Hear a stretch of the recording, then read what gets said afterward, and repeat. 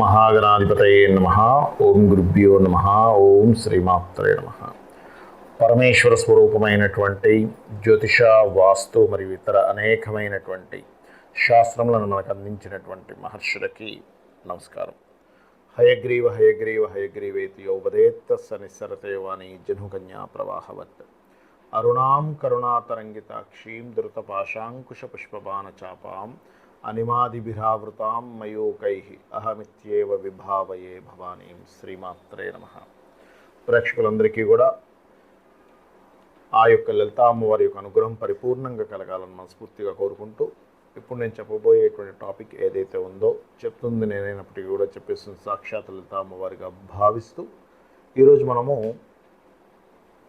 ప్రతి లగ్నం వారు, లగ్నం తెలిసిన వారు లగ్నం నుంచి చూసుకోండి, లగ్నం తెలియనటువంటి వారు రాశి నుంచి చూసుకోండి.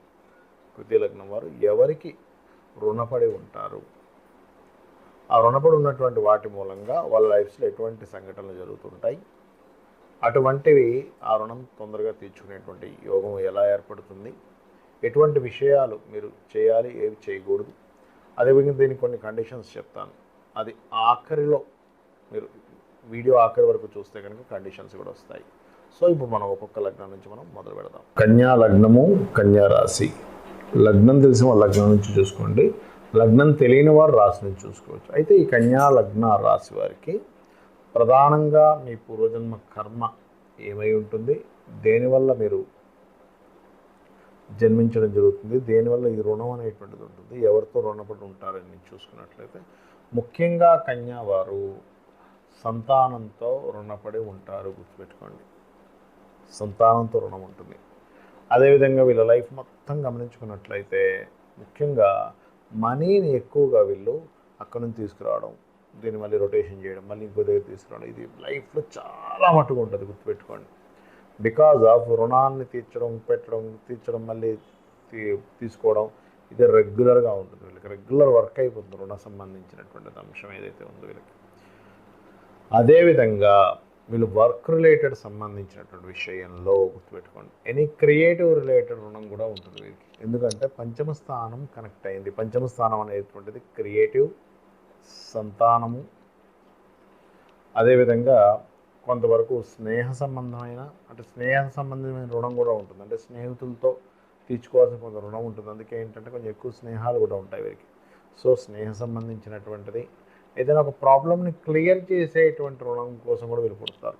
మీరు కన్యా లగ్నంలో ఎవరైనా ఒక పర్టికులర్ పర్పస్ ఏదైనా పెద్ద అంశం గురించి పుట్టారు అంటే, ఏదైనా ఒక పెద్ద ప్రాబ్లమ్ని క్లియర్ చేయడం కోసం కూడా పుడతారు వీళ్ళు. ఇది గుర్తుపెట్టుకోండి.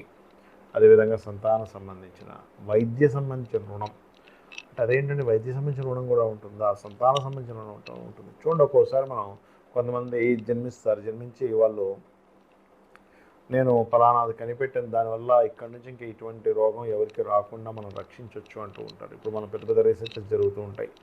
మన ఏదైనా ఒక అంటే గొప్ప రీసెర్చ్ చేసి ఒక వైద్య సంబంధించినటువంటి ఒకటి అందిస్తారు భూమి మీదకి వీళ్ళు, అంటే వీళ్ళ జనాల కోసం అని. అదేవిధంగా సంతానం సంబంధించినటువంటిది, ఇప్పుడు చూడండి చాలామంది సంతానం ఏముంటుంది, అప్పుడు అసలు ఏం చేస్తే వీళ్ళకి సంతానం కలుగుతుంది అనేది కూడా అందించేటువంటిది ఉంటారు. లేదా సంతానంతో ఒక లింక్ ఉంటుంది, వీళ్ళకి ఒక రుణం ఉంటుంది. సంతానంతో వీళ్ళు ఏదైనా ఇబ్బంది పడుతున్నారంటే పాస్ట్ లైఫ్లో వీళ్ళు సంతానం గురించి ఏదైనా తప్పిదం చేసి ఉంటారు, లేదా సంతానం గురించి వీళ్ళు బాధపడుతున్నారని, లేదా సంతానం ద్వారా వీళ్ళు ఏదైనా పొందుతున్నారంటే పాస్ట్ లైఫ్లో సంతానం ద్వారా వీళ్ళు సంతానానికి ఏదైనా మేలు చేసి ఉంటారు. ఇక్కడ ఏంటంటే ఒకటే కాన్సెప్ట్, మనము ఏదైనా పొందుతున్నాము అంటే పాస్ట్ లైఫ్లో మనం చేసుకున్న కర్మ రుణరూపేణ మనకు వస్తుంది. మనము ఎవరికైనా ఇబ్బంది ఎవరి ద్వారా అయినా మనం ఇబ్బంది పడుతున్నాము. సింపుల్ ఎగ్జాంపుల్, ఈ జాతకమే ఇప్పుడు కన్యా లగ్నమే తీసుకుంటే సంతానం ద్వారా ఇబ్బంది పడే వాళ్ళు ఉంటారు కొంతమంది, లేదా సంతానం కోసం ఇబ్బంది పడే వాళ్ళు ఉంటారు, సంతానానికి ఏమి చేయలేకపోతున్నాను మనసులో బాధపడే వాళ్ళు ఉన్నారు. అంటే పాస్ట్ లైఫ్లో సంథింగ్, ఎవరైనా తల్లి పిల్లలు లేదా తండ్రి పిల్లల మధ్యన ఉండేటువంటి విషయంలో కూడా మీరు ఏదైనా డిస్టర్బ్ చేసి ఉంటారు అనే విషయాన్ని గుర్తుపెట్టుకుని, మరి దీన్ని ఎలాగ బయటపడాలి, దీని నుంచి ఈ రుణం నుంచి ఎలా బయటపడాలి? వెంకటేశ్వర స్వామి యొక్క ఆరాధన ఇది బెస్ట్ వే. వెంకటేశ్వర స్వామి ఆరాధన, కాళికా అమ్మవారి యొక్క ఆరాధన, మరియు మరొక విషయం ఏంటంటే గోవుకి బెల్లము తినిపించడము. ఇవి మీరు ఎంత చేస్తే అంత త్వరగా మీ యొక్క రుణం అనేటువంటిది తీరుతుంది. ఈ రుణం అనేటువంటిది మనం ఇప్పటిదాకా మనం మాట్లాడుకున్నాం కదా, దీనికి మరి పరిహారాలు ఏ లగ్నం వారికైనా సరే గుర్తుపెట్టుకోండి.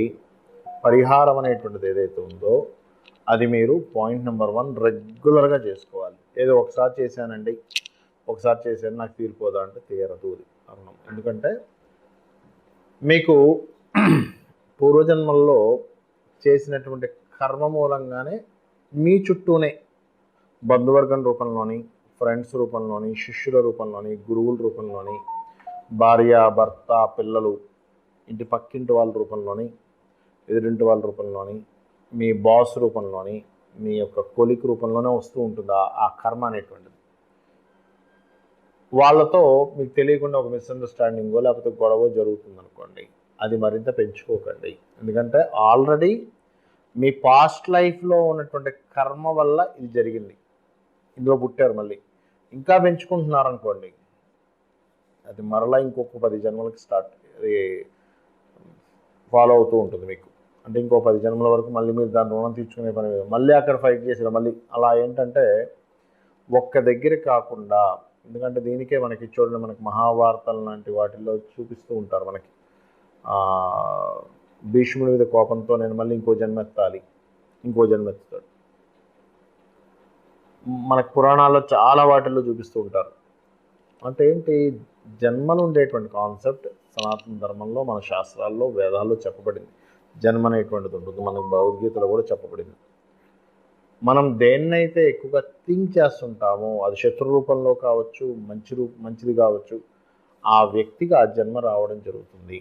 ఎక్కువ దేని థింక్ చేస్తాము, ఎక్కువ దేని గురించి ఆశపడుతూ ఉంటాము, ఎక్కువ దేని గురించి పోరాడుతుంటాము.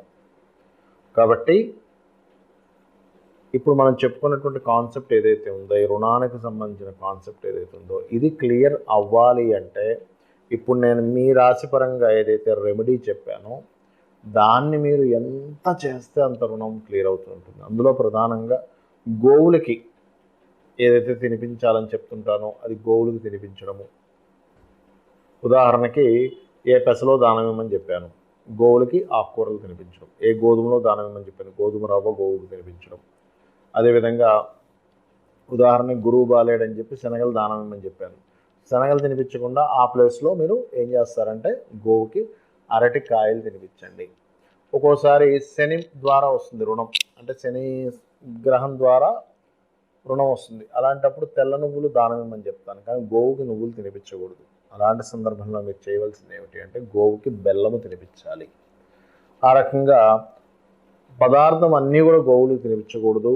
అలా తెల్ల నువ్వులు తినిపించినట్లయితే మరింత దోషం ఏర్పడుతుంది, ఎందుకంటే అది ఏదైనా ప్రెగ్నెన్సీతో ఉన్నట్లయితే ఆ యొక్క దోషం మీకు చుట్టుకుంటుంది. కాబట్టి ఈ యొక్క అంశాల్లో ఈ జాగ్రత్తలు తీసుకోండి. అదేవిధంగా తండ్రి రూపంలోనో, కొడుకు రూపంలోనో, కూతురు రూపంలోనో వస్తుందని చెప్పానండి మీకు కర్మ. వాళ్ళు మీ పట్ల ఒక రకమైన బిహేవియర్ చేస్తుండొచ్చు. ఇప్పుడు మీరు అర్థం చేసుకోవాల్సింది ఒకటే, ఓకే ఇది పాస్ట్ లైఫ్లో నేను చేసినటువంటి కర్మ, అంటే మీ ప్రమేయం ఏమీ లేకపోయినా కూడా వాళ్ళు మిమ్మల్ని వెతుక్కుంటూ వచ్చి ఇబ్బంది పెడుతున్నారు అంటే సంథింగ్ పాస్ట్ లైఫ్ కర్మ ఉంది అక్కడ. అదేవిధంగా దాన్ని తగ్గించుకునేటువంటి మార్గం మాత్రం 3 మార్గాలు చెప్పారు జ్యోతిష్ శాస్త్రంలో. ఒకటి సూర్యభగవానుడి యొక్క ఆరాధన, లేదా మీ పంచమాధిపతిని ఆరాధించడము, లేదు రెండవది లలితా సహస్రనామాలు లేదా విష్ణు సహస్రనామాలు, ముఖ్యంగా లలితా అమ్మవారి యొక్క ఆరాధన నిత్యము చేయడం ద్వారా రుణం క్లియర్ అవుతుంది. అది కూడా మెడిటేషన్లో మీరు శ్వాస మీద ధ్యాస పెట్టి ఒక నామం, ఒక లలితా సహస్రనామాలు అవుతూ ఉన్నాయి. ఓం శ్రీమాత శ్రీ మహారాజ్ని శ్రీమత్ సింహాసనేశ్వరి అయినప్పుడు శ్వాస తీసుకుంటూ ఈ భాగంలోకి మీరు తీసుకుంటున్నట్టుగా భావిస్తూ ఉండాలి, మళ్ళీ కిందకి వెళ్తున్నట్టుగా భావిస్తూ ఉండాలి. అప్పుడు ఏమవుతుందంటే మీ కర్మలు తొలగుతాయి. షట్చక్రాలు ఎప్పుడైతే యాక్టివేషన్ అవుతాయి కర్మలు తొలగుతాయి. అదేవిధంగా మీకు దగ్గరలో ఆలయం కానీ ఏదైనా ఉత్సవాలు కానీ జరిగేటప్పుడు మీ వంతు సహాయం, ధన సహాయం కాదు నేను అనేది, మీ వంతు మీకు చేతనైనంత ఏదైనా అక్కడికి ఒళ్ళు వంచి ఏదైనా పని చేయడం, అక్కడ ఏదైనా క్లీన్ చేయడం ఇలాంటివి చేస్తే కూడా మీ పూర్వజన్మ కర్మలు తొలగుతాయి. కర్మ తొలగితేనే మీ యొక్క రుణం తీరుతుంది. ఇది గుర్తుపెట్టుకోండి. రెగ్యులర్గా అమ్మవారి చాంటింగ్ చేయండి, ఆనందదాయకంగా ఉండండి. అమ్మవారి యొక్క అనుగ్రహం మీకు పరిపూర్ణంగా కలగాలని మనస్ఫూర్తిగా కోరుకుంటూ శ్రీమాత్రే నమః.